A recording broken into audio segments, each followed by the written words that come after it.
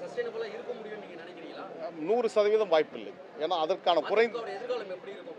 மதிமுக என்பது மென்மேக்கோ all cone ஃபார்வர் என்று சொல்லப்படுகின்ற வட்டாத ஜீவநீதி போன்று அது ஒரு இயக்கம், ஒரு இன்ஸ்டிடியூஷன் இயங்கி கொண்டிருக்கிறோம். ஆனால் துரை என்ன நினைக்கிறார்னா, நாங்கள் எல்லாம் திரட்டி கொடுத்த பணத்தில் கட்சிக்கு தலைமையகம் இங்கே வாங்கியிருக்கிறோம், செங்கல்பட்டில் வாங்கி கொடுத்துருக்குறோம், திருச்சியில் இருக்குது, திண்டுக்கல்ல இருக்கிறது, நாமக்கல் இருக்கிறது, ஈரோட்டில் இருக்குது, கோயம்புத்தூரில் இருக்குது. ஒருவேளை இதெல்லாம் வித்துட்டு அவர் கனடா போய் செட்டில் ஆகிடக்கூடாது என்பதுதான் எங்களுடைய கவலை. இது கட்சிக்கான பணம் என்பது மக்கள் கொடுத்த பணம்.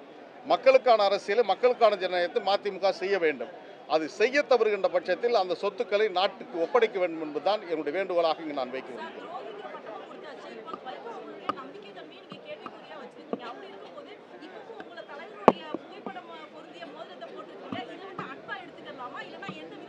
என் பாக்கெட்டில் எப்போ என் தலைவர் படம் இருக்கும். நான் என்னை என் தலைவரிடம் பிரிக்கின்ற ஒரே சக்தி மரணத்திற்கு மட்டும்தான் உண்டு. என்ன அந்த தலைவரிடம் யாரும் பிரிக்க முடியாது. அவர் என்னை வெளியேற்றலான்னு நினைக்கலாம். மதிமுக இருந்து கொண்டு தான் வைகோ வாழ்க என்று சொல்ல வேண்டிய அவசியம் இல்லை. வெளியில் இருந்தாலும் தலைவர் வைகோ வாழ்க என்று சொல்வோம். தலைவருடைய நாடாளுமன்ற பணிகள் குறித்து மதிமுக இப்பொழுது இருக்கிற யாரும் சொல்லவில்லை. நாங்கள் தான் அந்த தலைவனை முழுமையாக உள்வாங்கினோம். எனவே நாங்கள் சொல்வதற்கு தகுதி இருக்கிறது. அந்த தலைவன் தான் எனக்கான முகவரி, அந்த தலைவன் தான் எனக்கான அடையாளம். அந்த தலைவன் வகுத்து தந்த 28 ஆண்டுகளுக்கு முன்பாக வகுத்த அந்த பணிகளை தான் நாங்கள் முன்னெடுத்து செல்வோம்.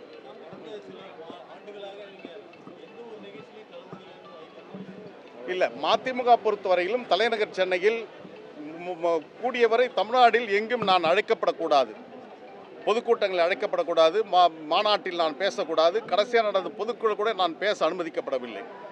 எனவே இந்த காலகட்டத்தில் கட்சியிலிருந்து நான் ஒதுக்கப்பட வேண்டும் என்பது அவருடைய திட்டம்.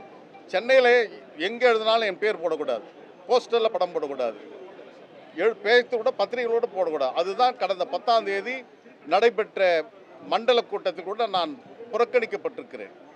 இப்போற்பட்ட சூழலில் தான் இந்த மனவேதனையிலிருந்து தான் நாங்கள் இருந்து கொண்டிருக்கிறோம். நான் பங்கேற்கவில்லை என்பது தவறு. அனைத்து நிகழ்ச்சியிலும் பங்கேற்ற ஒரே நிர்வாகியாக நான் தான் இருப்பேன். தலைவர் கூட சிலர் இருக்கும்போது பங்கேற்காமல் போயிருக்கலாம். ஆனால் இதுவரை நான் லண்டன்லேருந்து கூட ஓடி வந்து பொதுக்குழுவில் பங்கேற்க வேண்டும் என்ற அந்த ஜனநாயக புரிதலோடு தான் நான் வந்திருக்கிறேன். நான் சரியாக இருக்கிறேன், தலைவர் தான் தவறு செய்திருக்கிறார்.